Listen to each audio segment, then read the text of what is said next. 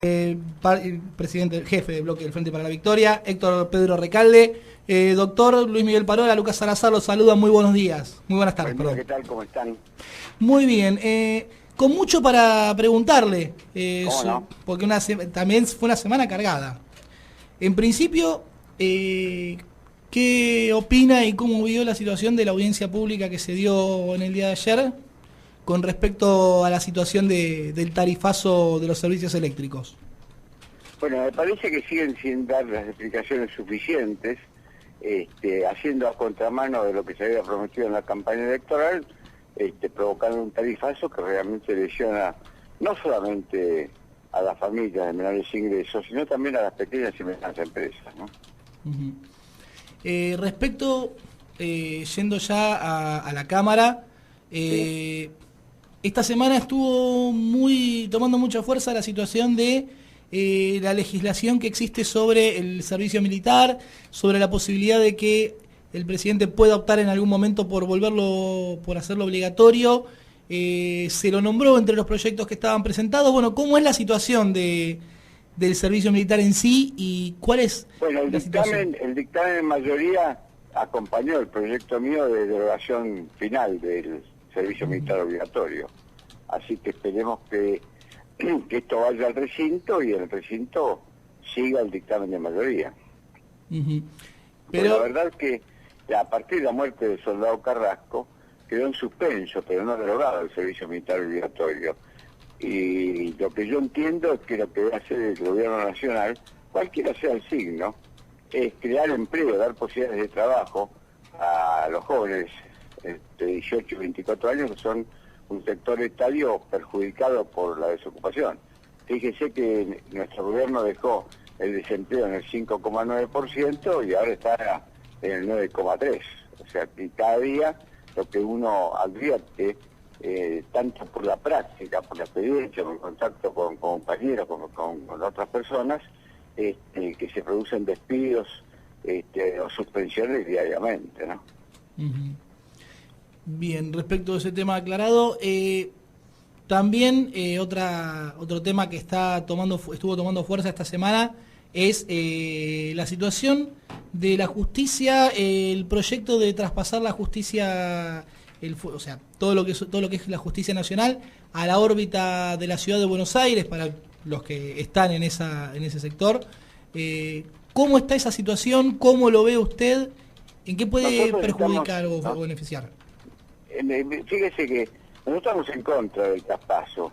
En cuanto al fuero al que más me he dedicado, pues al único prácticamente que me he dedicado desde que me recibí, que es el fuero laboral, le quiero contar que en la Cámara Nacional de Apelación del Trabajo de la Ciudad de Buenos Aires, de la capital federal, hubo un acuerdo plenario, una acordada, unánime, donde todos los jueces de cámara estaban en contra del traspaso. Eso va a ser una información que no es solamente una cuestión política partidaria, sino de los propios integrantes del Poder Judicial. Pasó lo mismo con la Cámara Comercial, están rechazando el traspaso, ¿no? Uh-huh. ¿Eso en qué afectaría a la justicia el traspaso a la órbita de la ciudad? En el caso singular quiero decirle que la justicia laboral, que es la que yo más conozco, es una justicia con absoluta independencia. En cambio, si pasara a la órbita de la Ciudad de Buenos Aires, el Tribunal Superior de la Ciudad de Buenos Aires, o sea, la Corte de la Ciudad de Buenos Aires, tiene posiciones muy regresivas, con lo que habría un enorme perjuicio para los trabajadores si se pasara la justicia laboral nacional al ámbito de la Ciudad de Buenos Aires, ¿no? Uh-huh. Esto para decir concretamente cuál es la práctica, ¿no? Uh-huh. Además habría otra imposibilidad, por la local de la Ciudad de Buenos Aires no podía entender en todos los temas que tengan que ver con el derecho colectivo de trabajo, ¿no? Pues la Cámara Nacional de Apelación del Trabajo de la capital federal tiene competencia en todo el país para entender estos conflictos del derecho colectivo de trabajo, ¿no? Uh-huh. Bien, hablando justamente de la situación de la justicia laboral, También se habló mucho en el último tiempo de cambiar las condiciones de reclamo con las ART dicen, reducir la litigiosidad. ¿Cómo ve usted ese ¿Usted está proyecto? hablando de las comisiones médicas Exactamente. del sistema de riesgo de trabajo? Exacto. Bueno, mire, se ha declarado la inconstitucionalidad de la obligatoriedad de los trabajadores a ir a las comisiones médicas, porque esto es una forma de poner una valla al acceso a la justicia, que es un principio constitucional. Todo ciudadano tiene que tener derecho a un acceso libre e inmediato a la justicia. En caso de los accidentes de trabajo, ya existe un paso previo, que es el sistema de conciliación laboral obligatorio en la ciudad de Buenos Aires. En el resto de las provincias no. Pero lo que ha resuelto el Poder Judicial, en términos generales, es que no se puede obligar a que haya una instancia previa en comisión médica antes de acudir a la justicia.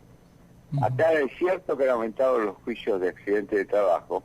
Lo importante es saber por qué aumentaron los juicios. Le doy un dato, que puede existir algún tipo de patología, ningún estamento está libre de la patología, pero lo que uno tiene que ver es la generalidad. Le digo que la Superintendencia de Riesgo de Trabajo comprobó que las aseguradoras de riesgo de trabajo, que son las compañías de seguro, han incurrido en gravísimas faltas, en muchas faltas, lo que hizo que a principios de este año el nuevo gobierno aumentara la penalidad. Ahora resulta que, seguramente por el lobby hecho por estas compañías de seguro, lo que hicieron fue dejar sin efecto esa resolución. O sea que hay evidentemente un apoyo a esas compañías de seguro en contra de los derechos de los trabajadores. Y además, como es un sistema de lucro, es bastante incompatible con la seguridad social. Ellos tienen la obligación de hacer prevención y las comisiones médicas a su vez tienen que analizar con cuidado y con atención cuando un trabajador se accidenta tiene una enfermedad profesional. Yo me encontré personalmente en un viaje al interior del país con un médico. ¿Cómo? Perdón, disculpe, Le quería explicar una experiencia propia.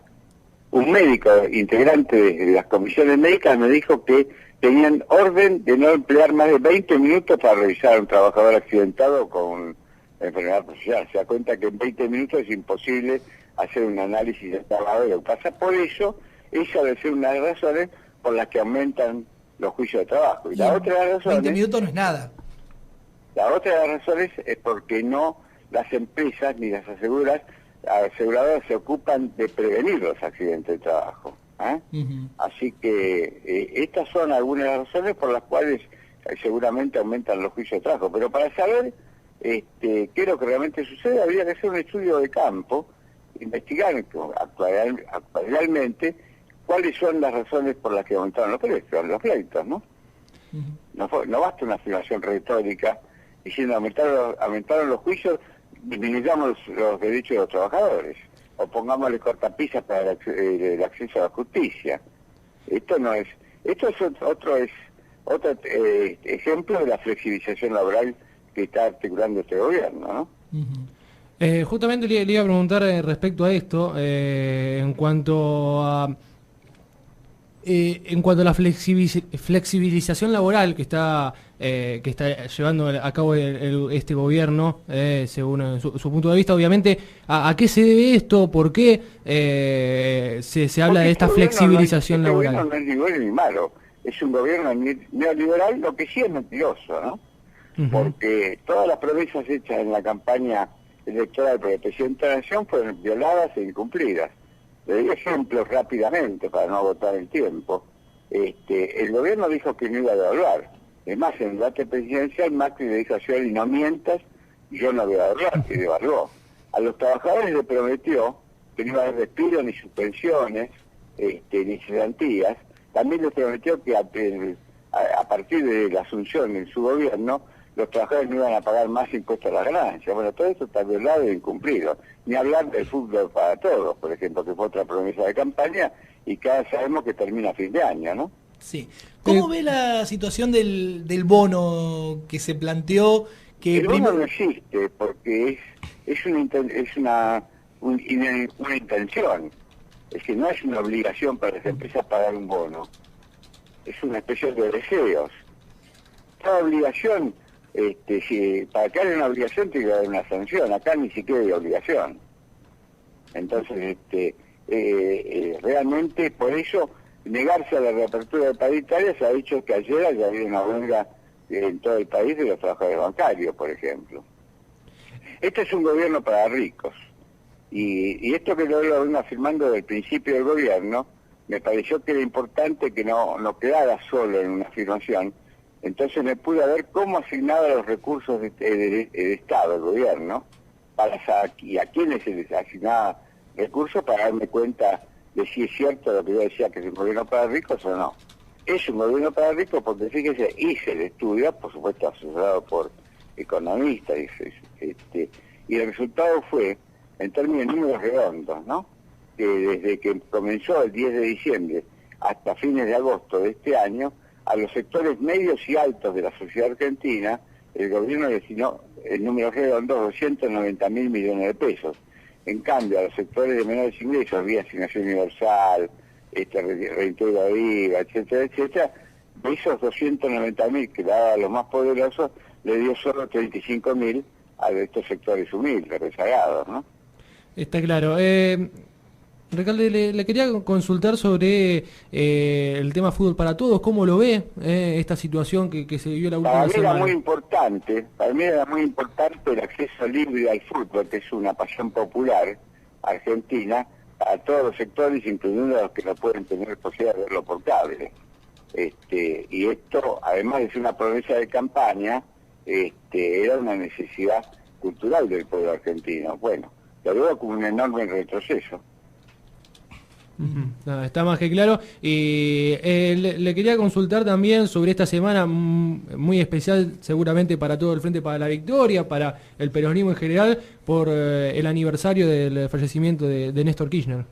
Bueno, nosotros hicimos un homenaje en la Cámara de Diputados y además hubo actos en todo el país. Yo personalmente participé en la Villa Palito, en Matanza, en acto con muchísimas compañeras y compañeros, muy emotivo, porque realmente a uno lo acongoja el recuerdo de Néstor Kirchner, pero lo que ha hecho Néstor de la Asunción en su gobierno, los cambios estructurales, tanto con el desendeudamiento, como la independencia del Fondo Monetario Internacional Argentino, y algo muy, muy trascendente en mi lectura, es cómo promovió la participación de la juventud en la política. A mí me tocó presenciarlo, yo tuve,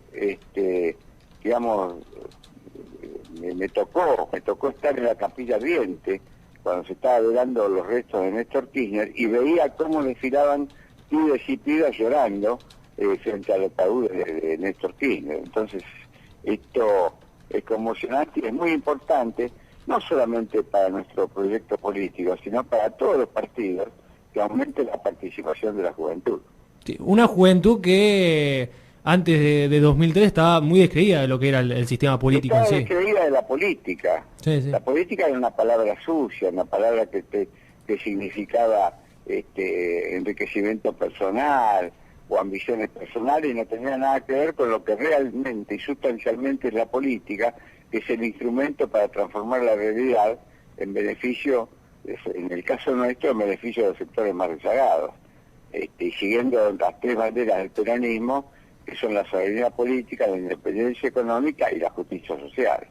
Que los jóvenes participen en esta pelea, no importa el signo político que tengan, me parece muy importante.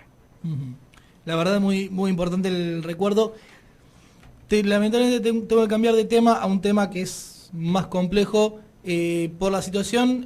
¿Cómo ve y qué conoce al respecto de la citación para declarar el día lunes de Cristina Fernández de Kirchner en torno a lo que es la causa de Lázaro? Lo veo como una persecución de cierto grupúsculo de jueces y fiscales que tienen una posición ideológica y política absolutamente contraria a nuestros ideales, que no está mal en sí mismo. Lo que está mal es que lo vuelquen cuando deciden judicialmente en su cargo de jueces o fiscales.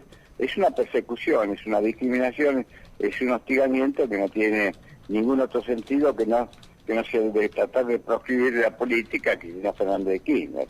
Porque en este momento, sobre todo con su capacidad de estadista, pero no solamente de estadista, sino que no hay ninguna mujer, ningún hombre en nuestro país que tenga la capacidad de convocatoria y liderazgo que tiene Cristina Fernández de Kirchner. Y esto es lo que le preocupa y le molesta, ¿no? Y como viene ascendiendo en las encuestas, imaginando que pueda llegar a ser candidata el año que viene, están más nerviosos que nunca, ¿no? Hablando de eso último, usted, que está mucho más cerca que nosotros, obviamente, ¿qué sabe de eso? ¿Se la ve candidata? ¿Hay posibilidades de que se presente el año que viene? ¿O todavía es algo que está muy frío? La verdad que posibilidades, si fuera por todos nosotros, están absolutamente abiertas. Es una decisión personal que tomará Cristina en su momento. Lo que le puedo garantizar y asegurar, conociendo la historia y la personalidad y la militancia de Cristina Fernández de Kirchner, es que no va a dejar de seguir militando. No va a ser, como decía irónicamente Néstor Kirchner, no va a ir a un café literario. Y además está aumentando su presencia en actos, en recorridas por la provincia, por el país, y por el exterior también. Estuvo en Ecuador hace poco, que esto muestra que es un, digamos, tiene tiene su ADN en la política, ¿no? Respecto también al tema del año que viene, puertas adentro en el PJ, ¿se va camino a una lista unificada o hay algún tipo de diferencias? No sé si habrá una... Mire, en primer lugar le quiero decir que con los dramas que está sufriendo el pueblo argentino, a mí hablar de las elecciones del año que viene, y esto no es contrario a la actitud de ningún compañero que esté empeñado en ver qué pasa, ¿no? O en participar. Pero para mí las elecciones del año que viene es como hablar del siglo XXIII.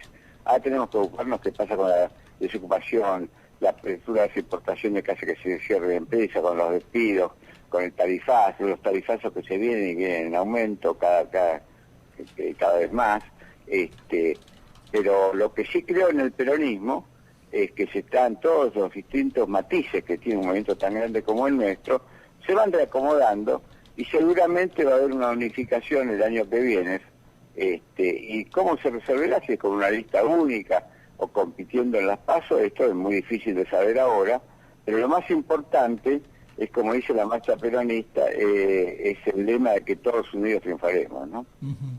Bien, para ir cerrando, la verdad no puedo dejar de preguntarle cómo ve la situación de lo que queda en el año. A ver, se viene la época más sensible, el cierre del año, las fiestas, el balance también de lo que fue este año. El balance para el pueblo es triste y las dificultades parlamentarias son muchas porque viene la discusión del Parlamento, de las futuras privatizaciones a través de esta propiedad pública-privada en las empresas, que son los desafíos de leyes que tenemos en el futuro, y todavía hay sectores políticos con representación parlamentaria que piensan que votando junto al gobierno ayudan a la gobernabilidad. Y yo creo que es un error, porque votando junto al gobierno, evidentemente están sumiendo, como pasó con los fondos buitres, como pasaron con algunos decretos de necesidad de urgencia, con algunas leyes que significaron retrocesos. Esto realmente sería desafortunado, porque dice que el presupuesto que ha mandado el gobierno tiene que ver con el perjuicio enorme a sectores muy importantes de la salud, la educación, la investigación, la ciencia, la técnica, los organismos de derechos humanos, que han reducido el presupuesto. Al reducir el presupuesto, obviamente, es un freno al avance que uno quisiera que tengan todos estos sectores, ¿no? Bien, diputado, le agradecemos el contacto y bueno, seguimos muchas gracias a ustedes cerca por haber y llamado, será hasta la próxima, esperemos que con mejores noticias. A la próxima esperemos que veamos el futuro con más optimismo, ¿no? Esperemos. Le agradecemos. Eso en realidad es una lucha, con esto sí termino, una lucha para que, digamos, el pueblo esté cada vez mejor. Y si el pueblo está cada vez mejor, el gobierno tiene que darse cuenta que le va a ir mejor al gobierno, pero no hay caso. El neoliberalismo tiene otro signo de conducta que tenemos nosotros.